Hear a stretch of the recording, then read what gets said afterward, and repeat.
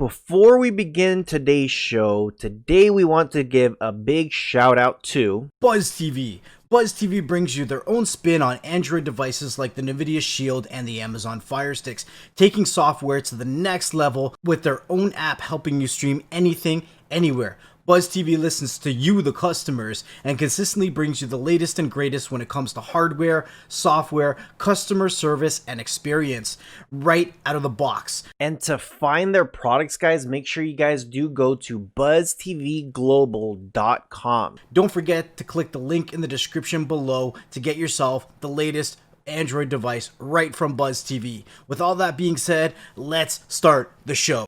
What's up, everybody? It's Karl, aka Karldrumtech, and today we're talking to Next Level and Beyond the Streams. Cue the music.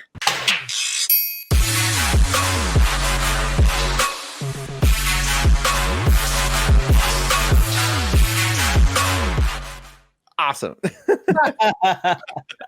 Awesome stuff here. Now, if anybody is out there listening, and if you're within the different podcasts, or if you're watching us on YouTube, you guys are in for a real treat. Next Level and I have asked Karl, aka Karldrumtech. If you guys don't know, he's got a YouTube channel called Karldrumtech. Very simple, very easy to find. Make sure you guys do check the description below. Karl with K. Karl with a K. That's important. Very important. So, man. So first off, for one, I always got to check in with Next Level. Make sure he's eating. Make sure he's good. Are you good, Next Level? Yep. I'm good. I had I'm almost finished my coffee. I ate today, so we're good to go. We're good to rock. Let's go. Nice. So for everybody out there, if you guys can, we always appreciate when you guys do leave us a comment or leave us any kind of reviews. So we do read them all and we do go through them. So make sure you guys do leave that for us. And with all that being said, Karl, I've known Karl for such a long time, but before I really start blabbering too much, I want to give Karl the opportunity to say who he is, what he does. Give yourself an introduction so that way the people could have a good feel of who Karl is. Yeah. So again, my name is Karl. I go by Karldrumtech. That's the brand I created. I don't know. It must be like 4 or 5 years now running. Just something that was inspired by this guy named Gary Vaynerchuk. I don't know if your audience is aware of this individual, but he's like my entrepreneur, role model. And his whole thing was like, you can create a business around your passions. So I was just kind of consuming his content, and then one day I'm just like, I guess what are my passions? Well, drumming and teaching. Let me just start something. So I started with Instagram. I posted the drumming video. For whatever reason, it performed really well. So I thought, maybe this could be a thing. So I just kept posting and posting. The followers started coming in. Then we're talking about like thousands of followers. Up today, I have like 19,000 Instagram followers. I've kind of like parlayed that into YouTube, where like I think I currently have 6,000 subscribers. Over 2,000 Facebook likes, stuff like that, right? So all started just a couple of years ago because thanks to this guy named Gary Vaynerchuk who told me I can do it.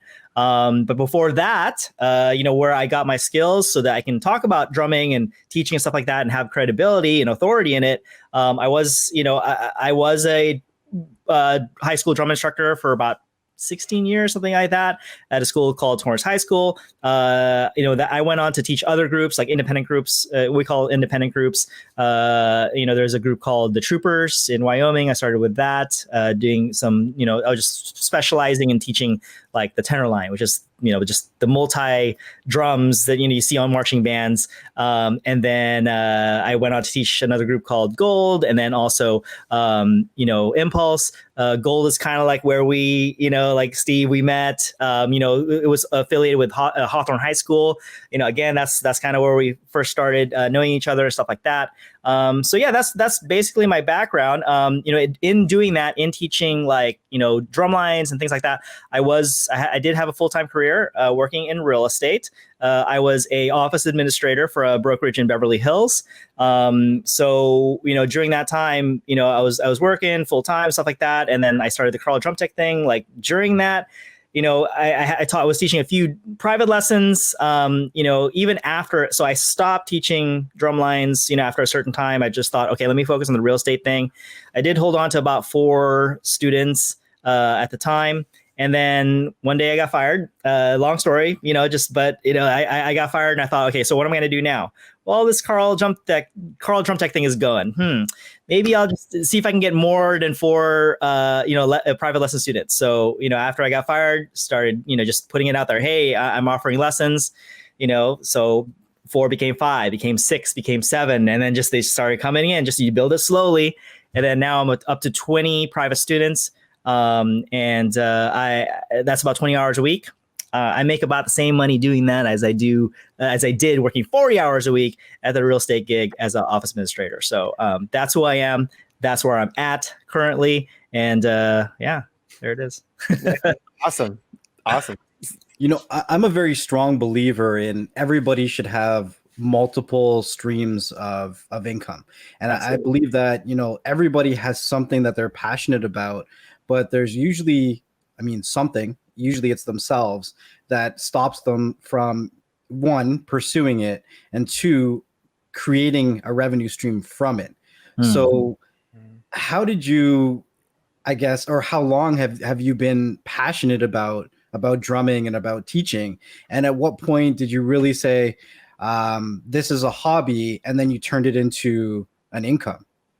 Yeah, I started when I was 13 years old. I was in just freshman in high school. I never played instruments in my life. Maybe in the Philippines, I learned a little bit of piano, not a lot of musical experience. So just one day my friend said, hey, come in, join, play cymbals if you don't know how to play anything. So I started with cymbals, just kind of and just learn the craft. It was a fun time, man. High school was the highlight of high school is band, being in band, being in drumline. I don't know if you can attest to this, but for me, that is high school. That is the highlight. My whole life revolved around band and drumline and stuff like that. And then I just kind of wanted to keep that going. Even after I graduated, it's okay, what am I going to do now? Well, I can try to join independent groups, which I did. I marched a few independent groups here and there. But then I wanted to be hey, let me go teach at the school where I was going to. My whole premise was just, I want to help out. I want to pass on the experiences, the good vibes I had when I was doing it. I wanted to give it to the next generation. So I just kind of stuck around and I was just telling them, hey, I'm going to help out. Right. And I didn't expect to get paid or anything like that. And then once at that point, it was still a hobby though, right? It's absolutely still a hobby. Right. And then they started offering me, some money, which was appreciated, of course, not to say no to that. And then, I was kind of helping out the main guy that was there at the time. He got phased out and then I took over and then I started making the full salary for that gig, which is still not a lot, and then, and then to supplement that, I might have taught other groups on the side as well. So I taught maybe 2 other high schools. One was Hawthorne High School. Okay. And then the other one was a group in Huntington Beach, California. So, I had a few schools I was teaching at the time. And once I graduated, I was going to UC Irvine at the time. So going to school full time, teaching 3 drum lines, stuff like that. That was the thing. Right.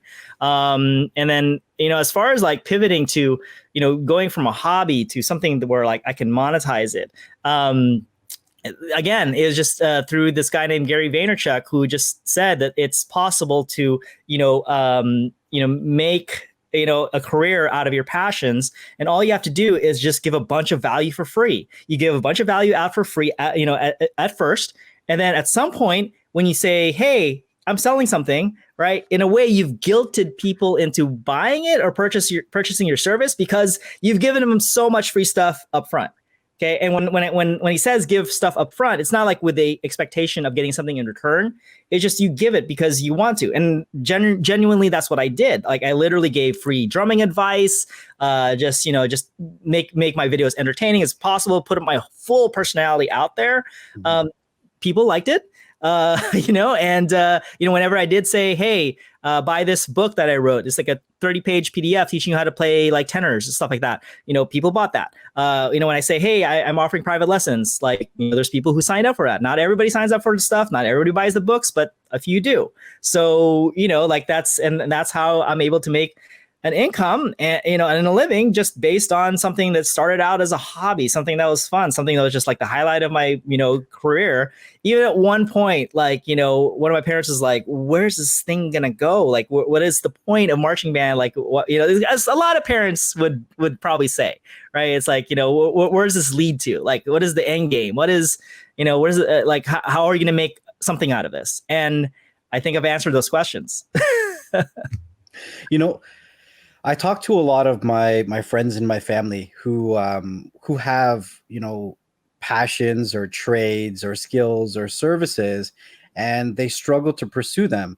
And I tell them one of the issues that I find that's common is that a lot of times we give away a lot of our skills, passions, and trades for free to the people that should be supporting us the most. And I'm not saying that we should be gouging our friends and our family, but a lot of people have an issue with accepting money from our friends and our family for the value that we portray. Is there something that's kind of helped you make that transition from taking it from a hobby to an actual stream of income? Because it can be difficult when you're first making that transition to say, what, I am that good, I am good enough, I am worth this.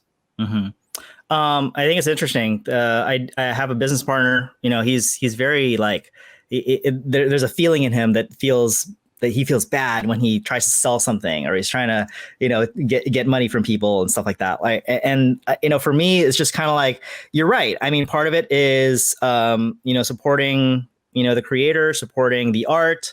I am valuable. I think what I give, it does provide value. And, the premise is that, again, it's free. Like even if you don't pay for anything, like any of my content, it's still there for free. So like I have people who hit me up. It's like, hey, I want to take private lessons from you. And I say, okay, well, it's this much, blah, blah, blah. And they say, oh, that's not within my price range, or I can't really afford it. And I say, okay, that's fine. Like, like I still have plenty of free content. You can still learn off that. I don't want money to be a factor for you to not learn from me. So there's still plenty of my free educational advice on YouTube, Instagram. You can find it everywhere. So, so it's always like, if you can't afford it, that's fine. Here you go. Like, here's some free stuff. And if you can't afford it, cool, great. Like, it's that premier content that I give you. Like the premier content being like, if it's a private lesson, one-on-one attention. Like, you don't get that at your high school where it's like you only have one instructor. Steve knows this, right? You only have one instructor and there's like 15, 20 students, and he has to divert all his attention to all the students. And versus like one-on-one, like I watch you the entire time for that entire hour. I give you like very specific feedback to you that's personal to you. So that's premium, right? And I think that is valuable. Premium content is valuable, absolutely. I mean, everybody deserves to make a living. And I think, there's nothing wrong in asking for, an exchange in value for something that you are also giving in terms of value. Yeah, 100%. I know usually when I have this conversation with people who are trying to make that transition but are stopping themselves, one of the things I tell a lot of people is that your friends and your family are more likely to go to somebody else and pay them more. So you have to understand what you're worth, understand what the situation is around you as well. And just because, they're friends and family doesn't mean that they're not going to be willing to support you if you have those conversations with them. Right. Absolutely. Yeah. And, people, who are, who have the means, the financial means, they are happy to support you. They're happy to pay for the services. And, it's not a bad thing. It's not like, money's not the devil. And I think, most people get it. And that's where we're at. Yeah. Now I do gotta say, so there's a couple things. A lot of people are probably wondering who the hell. Well, some people do know me as Steve. They're like, "Who's Steve? We know this guy as Rohas." So, way back when Karl and I were just babies. So this was like early 2000s when Karl and I were working together and we were meeting. Before that, when we didn't really know each other, but we were competing against each other because of the schools that we're teaching. People knew me as Steve or Dawes. My last name was different back then. And so I think very few people know this story about why my last name is now Rohas. So Ordaz is actually my first stepdad's last name. He adopted me and my sister, got married to my mom, raised us for like the majority from pretty much when I was like 5 years old till I was like 17, I would say. And then my mom divorced and then remarried. So with that Ordaz last name, I was, meeting women and thinking about marriage and thinking about kids and all that stuff. And one of the things that kept going through my mind was if something were to happen to me, then where does my bloodline fall? And what if my kids need something? It would be like a crapshoot if they went to him because we're not blood related. So I made the decision. I made the decision probably towards. I was still teaching drumline. It was before I got married, my first marriage, and I changed my last name to Rojas, which is my mother's maiden name. Everybody, like my birth dad, his whole family is in Costa Rica.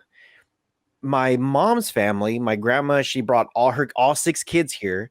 All those kids got married. They had kids. Some of them have kids. Some of them have kids. So there's like about 100 of us in Southern California, Wow.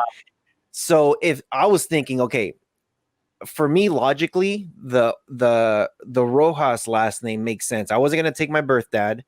My birth certificate, it shows as my first stepdad being my father with his last name, my mom's name, and then that I chose to put as my mother's maiden name, just in case for the sakes of if I have a kid, Now, you being from Southern California, Rojas is probably spelled with a J, not an H. Okay. Reason why I put it as an H is because a lot of people started saying Rojaz. Okay. And as you know, with good old YouTube, and even with drumcorp, there's so many people you get to meet on an international level, especially when you go to like world championships and you're competing against so many people there. Especially like it's funny, like I always think like the Japanese or Chinese will have issues with saying my last name, but they're the ones that have it correct all the time. They're like, oh, Rojas, nice to meet you. Now, if I meet somebody from the UK, Germany, Greek, Russian, Rojaz, they totally butcher it. And I'm like, I don't get it. So that's pretty much why I changed my last name. But my original last name, or my last name on paper, is with the J. The H is only for YouTube's sake. Sure. Yeah. But I was going to ask you, you did say, so this is something I didn't know about you. You said something about the Philippines. Now, were you born in the Philippines and then came here? Yeah. I was born in the Philippines. And then maybe I was 8 years old. Before that, like maybe like when I was 6 or 7, my parents moved to the US, again, better life, all that's good stuff. And then they went here first to establish themselves, get a job and, get a place to live and stuff like that. And then once they were ready, they brought me over, me and my sister. It was just me and my sister at the time. And then, and then I came here, I think when I was 8 years old, something like that. Lived in a town called Redondo Beach, which is down here in the South Bay. And then, so I already learned English over there in the Philippines. So I was already a pretty good English speaker.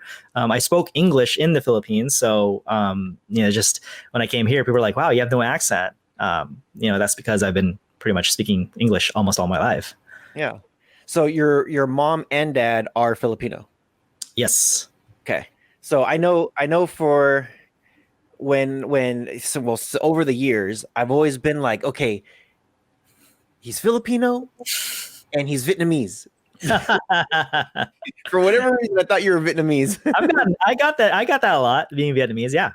Yeah. And it's I think when like especially like where I was teaching, Westminster High School, lots of Vietnamese, Yep. tons of Vietnamese people. Oh my gosh. Right. So when I saw your last name, I'm like, that's very Spanish though. Yeah. So it kind of threw me off. Yeah. Filipinos, man. We're like the I don't know, the Latino Asians, as my friend Pete Sapadin would call us. Pete, good old Pete Sapadin. Man, if anybody out there listening, if you guys don't know who Pete Sapadin is, whew, that guy's a legend, man. That guy is best. One of the best humans on earth. Yeah. If you want to talk about Star Wars, oh man. He's your man. He's your man. yeah, awesome guy. I haven't talked to him in quite some time. So I did want to ask, when you were in the Philippines and you were there growing up, were you doing anything with drumming at all? Or what actually inspired you to really say, hey, I want to learn how to play this instrument, whatever that was? Yeah, that is a very interesting question, because, like I said, I think I dabbled in piano. I think I took a piano class over there. Didn't get very far, didn't really get into it or anything like that. But I always had a thing where it's like I was watching these science shows in the Philippines, and like in those shows, like they would do some like experiments, like full water in a cup, you put something on top of it, and if you turn it over, it's like it doesn't fall, because even I can't totally explain right now why that happens, but like if I tried it, it's like, oh, that does work, and then I would wow some of the kids, like hey guys, check this out, this thing I learned, right? And it's like, I would do this thing and people are like, whoa, like, so I always had a thing for like showing people stuff, demonstrating stuff. I also, now that I look back on it, I see like I was a storyteller, because like once I came here, I watched, I don't know if you guys are aware of Transformers, the movie. It's one of the greatest of all time. Don't argue with me on that. So I watched that movie, maybe a couple times. And then like, I would tell my friends about it, like not just tell my friends about it. I would like give a synopsis of the movie, like this happened and this, Optimus Prime, blah, blah, and then Ultra Magnus, and it's just like, I went on about like the whole story. And it's like, I guess I had a thing for like telling stories and like, teaching people about something that happened, even if it was fictional, right? Speaking of fiction, like in the Philippines, like, I would receive stuff from my parents when they were over here in the US. They would sell me like this brochure from Disneyland. Right. And it's like, so it's like I would show the local kids like, yo, this is from Disneyland. And I would make up stories about like, it's like, this is the haunted mansion, like, like stuff, like weird stuff happens over there. And I don't know, I've had some weird stuff happen over here once I got this thing. So it's kind of weird. So I would make up shit. Like I would make up stories, so I was always this guy, I guess, that likes to share information, share stories, demonstrate stuff. So, so that's why this is an interesting question. Because like, I started doing the drumline thing because, like I said, my friend, saw that I wasn't doing anything. I was just doing PE. I didn't like PE. PE is like, right, you had to wear shorts and a certain uniform. I did not wear shorts back in the day. That's a huge part of it too. I had a thing where like I just did not like wearing shorts. I did not like showing my skinny legs or whatever. So it was just like anything to get out of it. So my friend's like, you're not doing anything, come join band. I don't know how to play instrument. Well, play cymbals. Okay, cool. So I started doing that. That started my love for performing and playing drums. But then I think just even looking back at it now, and through the years, because as like I'm a teacher, like I started teaching once I started graduating high school. I think I realized that my passion, I think, is really more geared towards teaching. Like I love to teach more than I love to play. I still love to play. There's no doubt about that. But as far as like teaching and sharing knowledge and, like seeing like, a student just get it, or like you see them after a week or a month and you see how much they've improved. Like I get a high off that. Like I love that. I love that the knowledge that I've given has helped this individual, like and has made a difference. Like to me, like that's the ultimate. So, I guess that's where it started in the Philippines, is just starting as like showing these little sinus experiments to now, just through drumming, hopefully I can influence somebody in a very positive way. That's awesome. It's funny because our YouTube channels are very teaching. Like we try to teach as much as we can, even if it's a simple, because because I some of your videos, they'll be like very inspirational, like, hey, keep your head up, do this, do that, or look out for this, or what do you do in the meantime? So it's cool that with YouTube that we're able to continue that teaching thing. And I would say for me, I actually started playing trumpet. And the only reason why they gave me the trumpet was, well, two reasons. One, I was hyper as hell. Two, I would not shut up. Well, I still don't shut up, but So you want to put something in your mouth. yeah. So they're like, let's keep you busy and let's put something, let's get an instrument for you to make music out of. And it's funny because that they wanted me to play clarinet at first. And when I went there, so true story, I was there, my stepdad was there. He heard all the clarinet players and he was like, oh no, hell no, you're switching. You're switching, dude. He didn't like the sound of the clarinet, you know? Yeah. He's like, no, you need a more manly instrument. And I'm like, but the girls are over there. Yeah, right. Hey, you know. Yeah. And I'm like, wait a minute. I'm like, there's some cute flute players. And he's like, you're not playing flute. Yeah. So I ended up with trumpet, and all that happened all within the same hour. Okay. Yeah. So I took home a trumpet, and he told me go out to we're living in a mobile home, and you know how those are. There's no backyard, there's no space to do anything.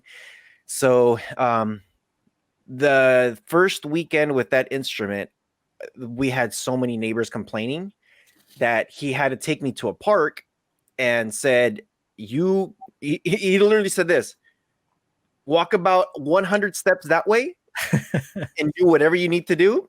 I'm going to hang out over here. Dang. I'm sitting there by myself. It was, oh my gosh, what was the park? It was by Garden Grove High School. They have a big park back there. And I was back there. It was like 7:00 at night and it was like during the winter time, you know? So it's freezing. It's dark. It's cold. You see the sweat coming off of the instrument because of how cold it was. I'm there with a t-shirt and shorts and just like freezing my butt off. But that was my first instrument. And then I got into drumming. I started to mess with percussion instruments, piano, in junior high. And the only reason why was because, again, a girl. I was like, hey, she's cute. I want to like just stand next to her and talk to her and, you know, Hey. whatever. And I remember in freshman year of high school playing the trumpet. And I remember I always kept looking back to the drums like, dude, that's cool. That's like snare drum was all right. I wasn't really much of a fan on snare drum. I'm like, you can only do one thing. I'm like, tenors looks pretty sick, you know? But I kept looking at that bass drum. I'm like, dude, you have to have some really in-tuned individuals to be able to do like splits and to do what they do. So for you guys listening out there, the way a bass drum works, a split, what a split means is you have 5 different people playing 5 different sizes of drums. The smallest usually is about 18 inches. And then some of the bigger drums, like the one who's playing number 5 is usually like 32 inches, 30 inch maybe. Yeah. So all the drum sizes are different, and normally bass number 1, he uses the small one, and then bass number 5 uses the biggest one. Sometimes it's 4 basses, whatever it is. But the way a split works is when you hear the music, it's usually, if we number them, the easiest way to do it, if there's 5 people, you can go 1, 2, 3, 4, 1, 2, 3, 4, 5, 4, 3, 2, 5, 4, 3, 2. So you have all these different steps and sounds that you would do it. Now, when it comes to musical terms, the proper way of doing it is now doing the 4/4, 1 and 2 and 3 and 4 and there's so much math involved and so much like Timing. timing is just like brutal, you know? Yeah. So that's kind of what I my freshman year, I was like, I want to do that. I'm like, I just want to do that. And my buddies, they're like, you're too little. I was probably like 4'8", 4'7", maybe like freshman year. I must have weighed like 80 pounds wet. You know? So they're just like, dude, you can't march a bass drum. You're too small. Here, go play timpanis. I'm like, timpanis. So one of the things that I know with timing, I used to hate math with a passion, but for whatever reason, I loved doing music. I love, you know, I just loved everything about music. Did you notice, or have you ever noticed when you were either teaching somebody or maybe even growing up that you were really good at math? Or is it something that you actually had a passion of math, or did you hate math? Or like, I don't know if you experienced the same thing. Yeah, I was going to say same. I hated math. I didn't like math. Once I got in college, it was like, well, in high school, it was like, I got as far as algebra 2. And then once I got to like trig, I slept in that class every day. And I slept in the class and the teacher was like right next to me. Like, and he didn't care. He was like, whatever. So I would just be like this on my desk, just knocked out. And, you know, I managed a D, which I don't know how it's possible. I should have gotten an F, you know, and then that was it. Like I got into college. I took like one math class. It was like, this is like, you know, the one math class that combines everything, like, you know, has a little bit of trig, a little bit of algebra, a little bit of calculus, whatever. And once you do this, you don't have to do math again. I was like, hell yeah. So I signed up for that, got what, you know, whatever grade I need to get. And then I was like done with math forever. So, yep. You know, math is not my thing, but just like you, man, like, I think, you know, yes, music is a lot of math. And yet it's still something that like I gravitate towards. I love the math in music. I love how everything can be subdivided. I love, you know, counting things, you know, just having a pattern that just makes sense. It's just very intuitive. So, you know, in terms of like, you know, breaking stuff down, in terms of like the math, you know, in music, I think is very satisfying and interesting and fun. Yeah. What about you, Next Level? Were you ever good at math? I loved math growing up. I was a little bit of a, you know, it's. I wanted to say I was a little bit of a nerd because my middle brother, he's 5 years older than I am, and I would like beg to do his homework and look at his textbooks and like stuff like that.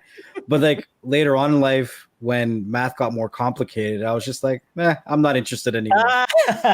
But you know, I was going to talk a little bit about here, the school that I went to, went all the way from junior kindergarten. I don't know if you guys have kindergarten. I'm in Canada, so I don't know exactly how the systems work in the States, but went all the way from junior kindergarten all the way to grade 8. And then you played the recorder, and then when you hit grade 6, the school forced an instrument on us. So we actually had to pick an instrument and then pay the rental fee for it. And I don't know if it was them forcing an instrument on me, but I wasn't having it. I wasn't big on music. I'm not going to lie. I was just like, I didn't listen to music. I mean, I didn't really care about it. I did other things, like my parents had me in baseball and I was part of the soccer team. And then when I got into high school, I was part of the football team. So when I had to pick an instrument, I was like, I ain't playing a flute. Nope, not playing a clarinet. So then I ultimately decided on picking the alto saxophone. So yes, I had an alto saxophone. Could I play it? Hell no. I would take that out for recess and use it for baseball practice. And by the time I turned in the saxophone at the end of the year, it was all dented up. I know that's terrible, me telling, you know, a music teacher that I was using alto saxophone as a baseball bat, but I'm just being honest. I don't know, it was them forcing music on me, but I mean, we were transitioning from a recorder to an instrument, and I didn't even like the recorder to begin with. So yeah, no, it's not for everybody, you know, that's okay. but you know what? It's even though music wasn't necessarily my thing, I always appreciate the stories. Like when you were talking about growing up in the Philippines and wanting to tell stories, you know, my mind automatically goes to, well, people love to tell stories in many different ways. So you could transition from telling stories in your teaching classes or your one-on-one sessions to telling stories through you playing the different instruments, all the way from playing the cymbals to the drums or whatever instruments. Yeah. I wanted to actually ask you, when you are actually playing, even though you're not speaking, do you get that sense that you're telling a story through that instrument? Not necessarily. However, I think when I play or I perform, I create a video where I'm just like playing and stuff like that.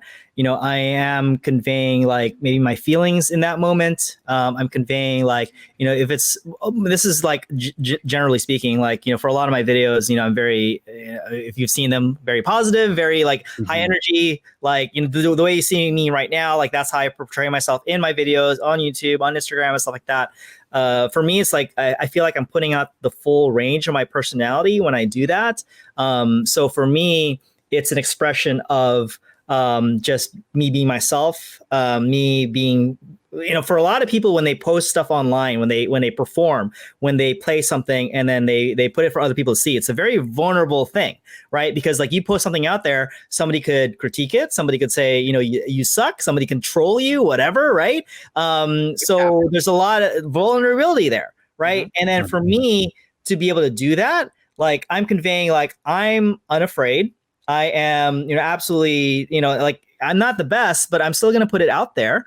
Right. And it's like, if you are in a situation where if you feel like you can't put your stuff out there or you're afraid or you're nervous, I am personally telling you, no, do it. Like, watch me do it. Right. And I even make it a point, okay, to like when I create a drumming video, I might go out there in public. I've done videos like where I was in Japan. I was doing a drumming video in Japan in the middle of Shibuya crossing. Steve, I don't know if you've been there in Japan, but that's one of the busiest crossings in the entire world.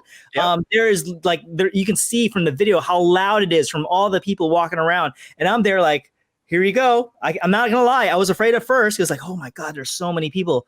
Nah, fuck it. Like I do this all the time. Here we go. Right. Yeah. And it's like, you know, one of my biggest mantras is like, you know, if you are afraid, if you're nervous, do it anyway. Do it anyway. Like that's how shit gets done. That's how you grow. So it's like, even though I was afraid, I just live by that mantra of like, no, just do it. Right. And besides, nobody cares anyway. Nobody did. Right. Yeah. But, you know, in doing that, I was showing people, right, like that you can do this. You can do this.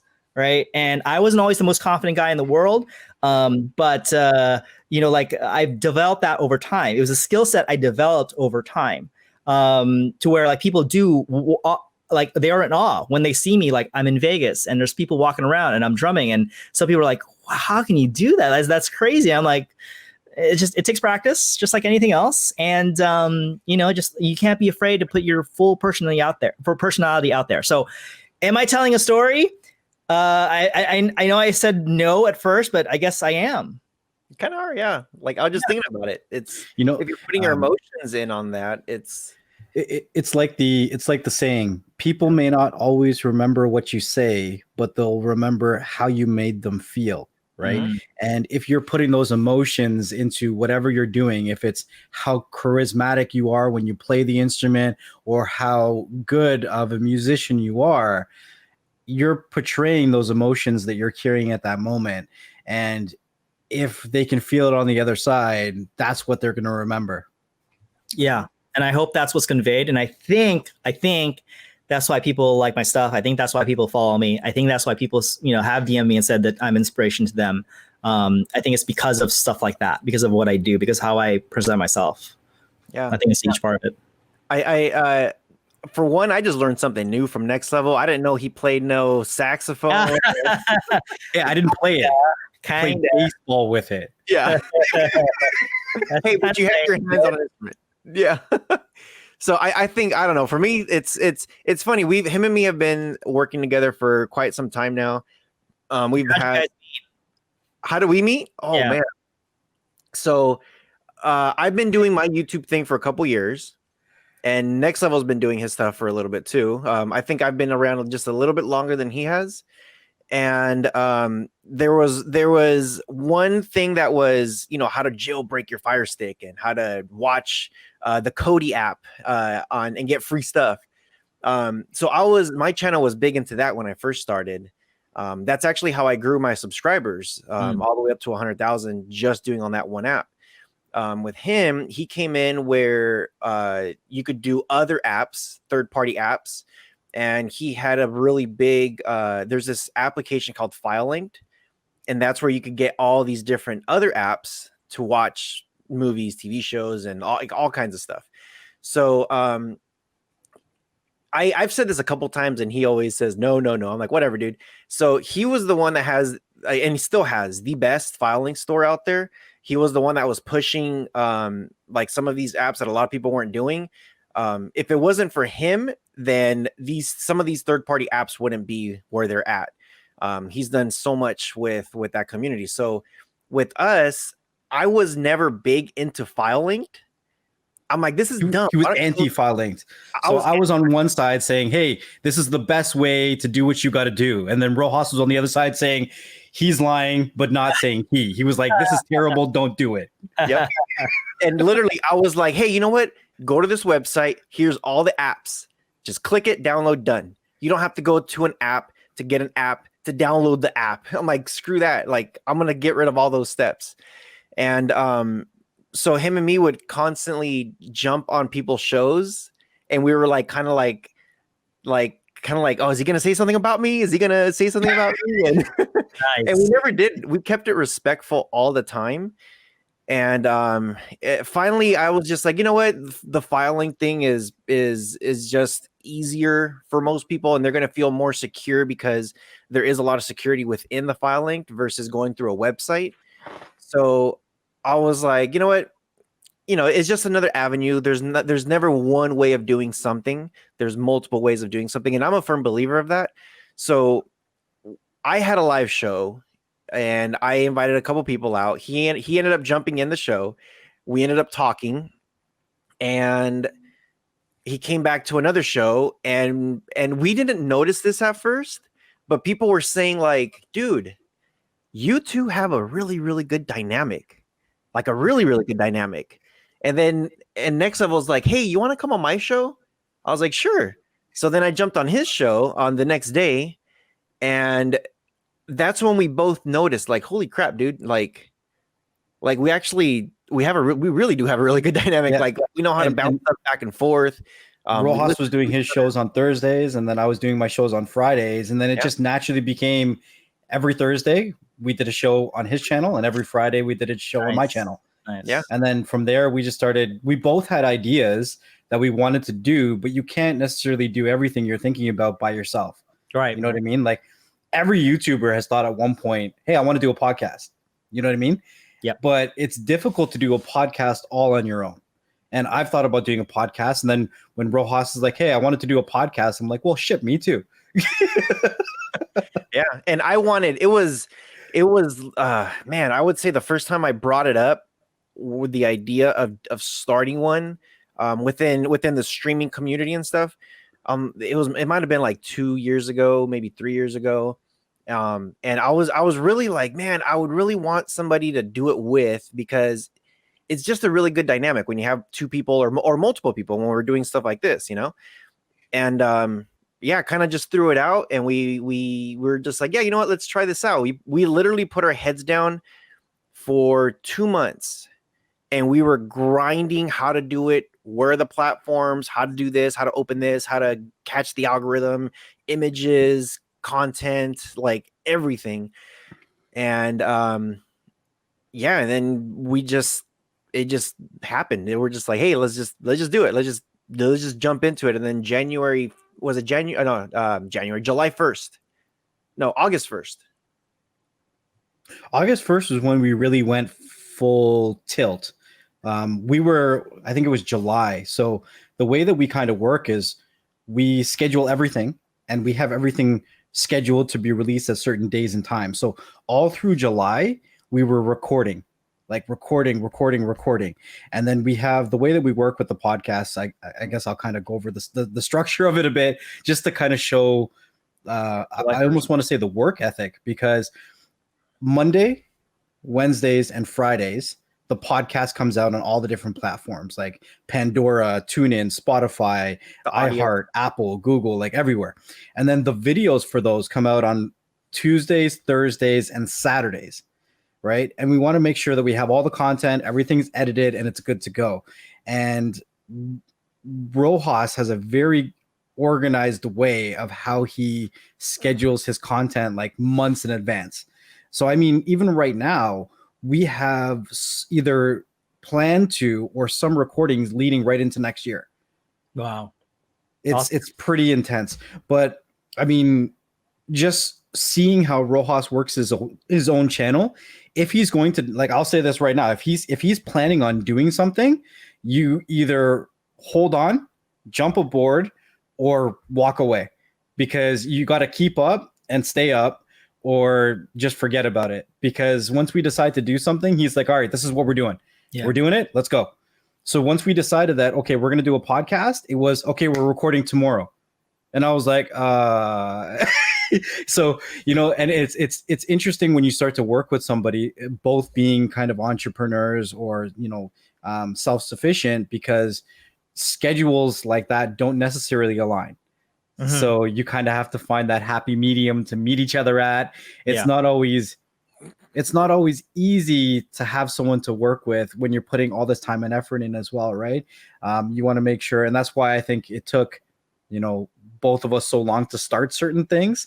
Like you said, he was thinking about it for like 2 years, but you can't just pick anybody and start something with that, like a project like that. So I mean, that's a really long story with how Rohas and I met, but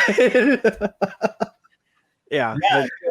I think it's interesting because, like, I have a business partner, and you know, we met through the Instagram thing, through the online thing.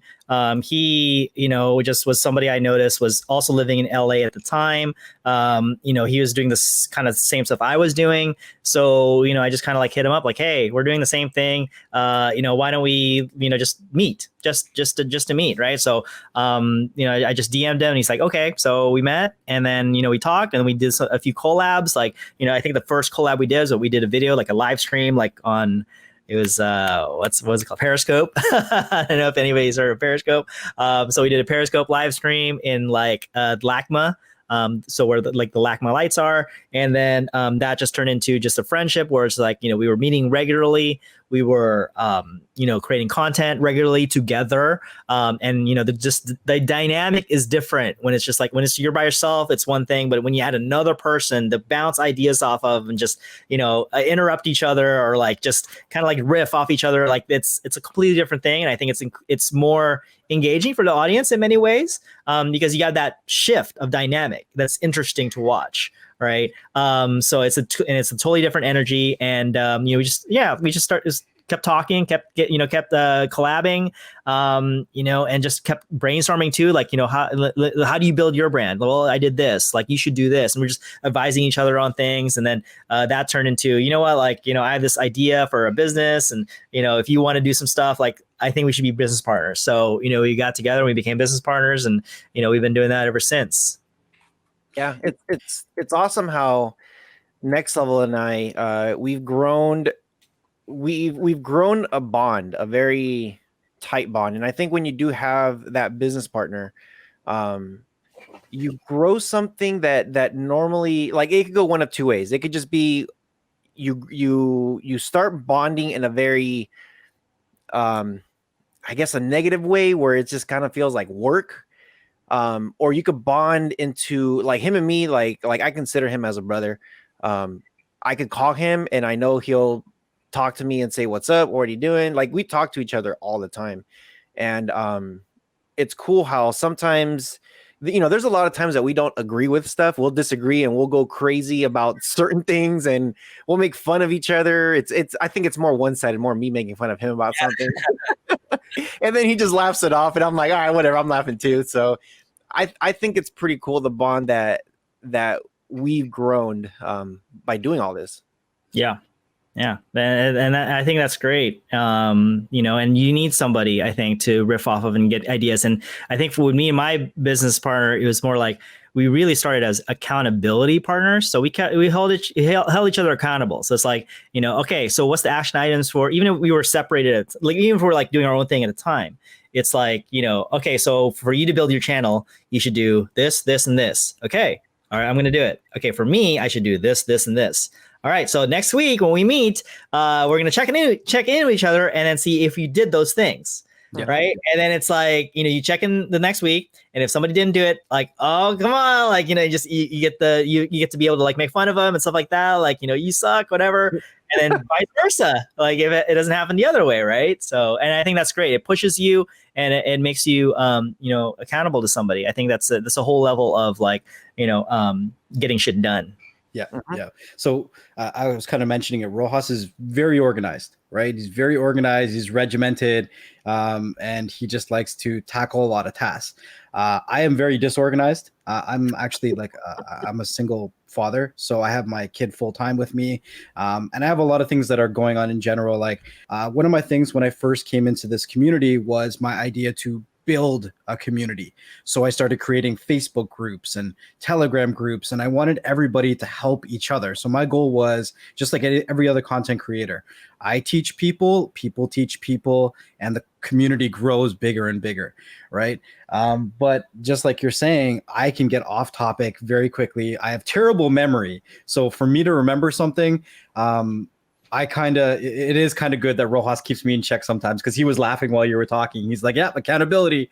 But I was kind of laughing as well, because this year has been interesting for everybody, right? And at the beginning of this year, I was kind of speaking to my girlfriend, and I was like, I don't have anybody locally that I can sit back and actually talk about things that I'm interested in.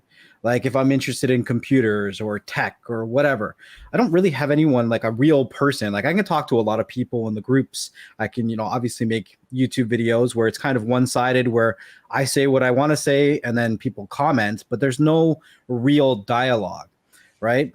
So it was interesting once Rohas and I started working together that those conversations started to come naturally. So by filling, I guess, that need or want that I outlined for myself, that's how this happened. So when we say that Beyond the Streams came from a place that was beyond the streams, it was when we finished doing our live shows and we were able to have those conversations after the fact, that's where I think was, I don't know how to say it. It was something that I needed. You know what I mean? And when you can build those relationships, it never really feels like a business partner. It actually feels kind of weird for me to call Rohas a business partner. So I think, there's two ways you can do things generally in life. You can be a business partner and everything can be business, or if you're able to find those bonds and those connections and able to network with certain people, business is something that is a byproduct of a quality product that you're able, or service that you're able to, give to people, listeners, customers, whatever you want to call them. Yeah.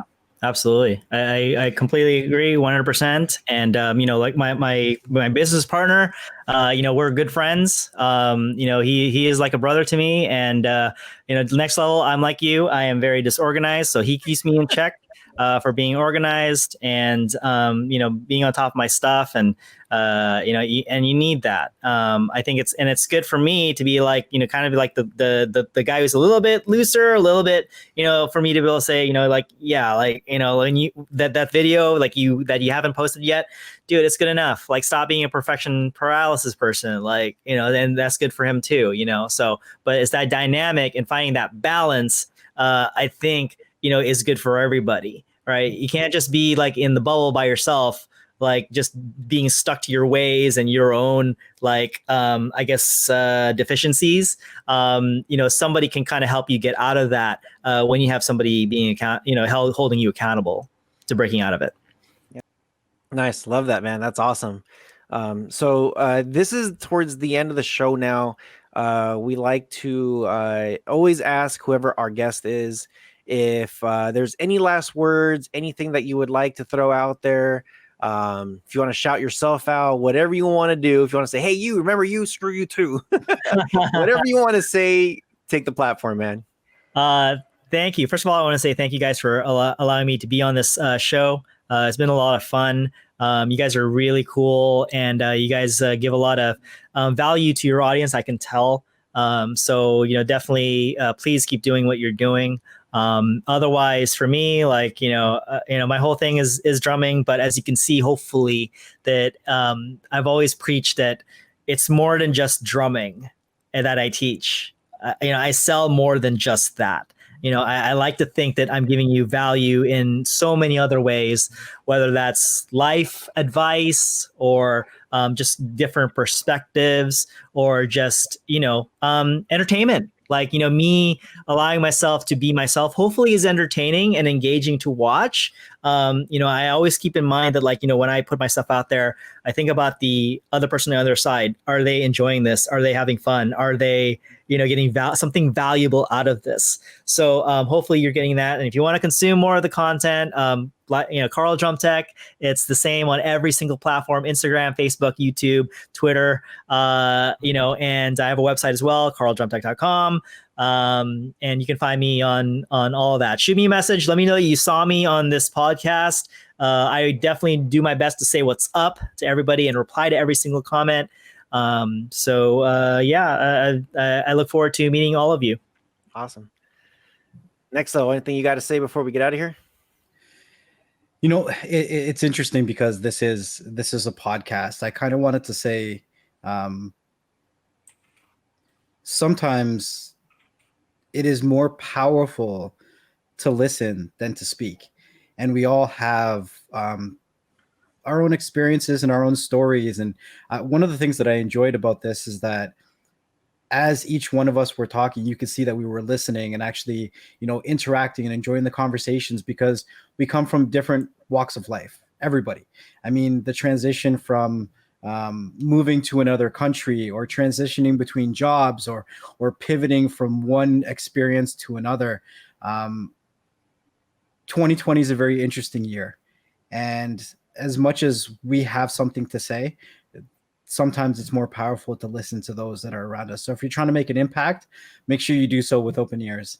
And with that being said, it was great to have this conversation with you, Karl, and sit back and hear your experiences and your journey through going from Karl to Karldrumtech and building your community and helping your people along the way. So I just wanted to say thank you, and I appreciated the conversation, and hopefully we have many more to come. Likewise, man. Thank you. Yeah, thank you. And with all that being said, I hope everybody who's out there listening within all the different platforms, with the audio, with the podcast, or if you are on YouTube watching the video, make sure you guys do check the description. We will leave all his information there. Once again, on behalf of both of us beyond the streams, we enjoyed this conversation. It's great to catch up with an old friend. So with all that being said, one of the things we say here is, you guys take care of each other, and stay patient and be humble, and we'll see you guys on the next one. Peace. Hey guys. Peace out.